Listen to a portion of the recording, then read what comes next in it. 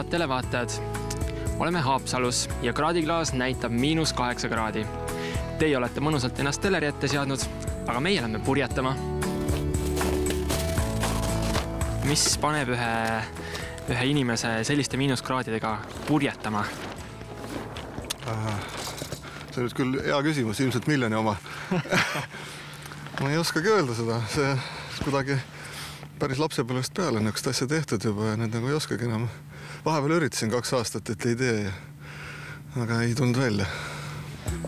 Olete 4-kordne Euroopa meister ja kuuldavasti olevat see spordialaga kõige rohkem medaleid toonud ala Eestile üldse.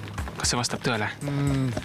Ma ei julge päris nii öelda, kas ta nüüd kõige edukam ala on, aga kui nüüd arvestada, ütleme siis tegelejate arvu ja selle peale asi taandada, siis kindlasti on meil neid päris palju.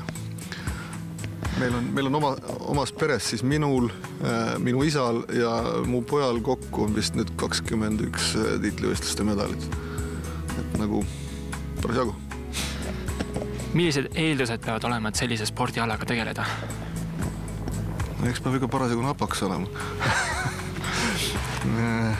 Ta on tore vaba aja veetmine ja ta on maailmas päris populaarseks saanud. Siin meil on ikka MM-idel juba viimased 5 aastat vähemalt 200 ringis.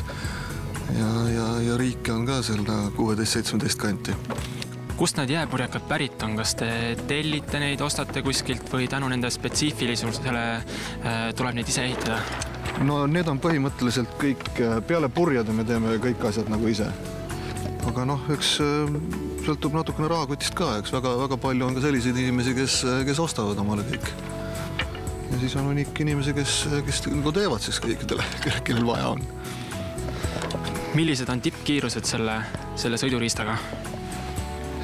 Reaalse võistluse käigus ei ole kiirused nii suured, kuna sõidetakse selliseid spetsiifilisi kursse ainult vastutuult ja allatuult. Ja need ei ole kõige kiiremad kursid, mis selle jääpurjekaga sõites nagu on. Et kui sa lähed puhtalt kiirusrekordit sõitma, siis kindlasti tuleksid need suuremad. Ma arvan, et kuskile 130-40 juurde tuleks ära. Millised on selle spordiala tulevikulootused Eestis?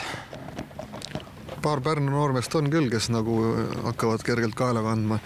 Eks näis, palju neil seda visadust jätkub ja tahtmist, et siin tuleb arvestada ka sellega, et mul on endalgi olnud selliseid mõne aastaid vahepeal, et sa pead nagu sellist motivatsiooni leidma, et jätkata ja leida neid probleeme ja need lahendada ja eks siis tuleb tasu ka kunagi. Tuleb nagu oma aeg suuta ära oodata. Loodame edu ja tuult purjedesse. Aitäh teile!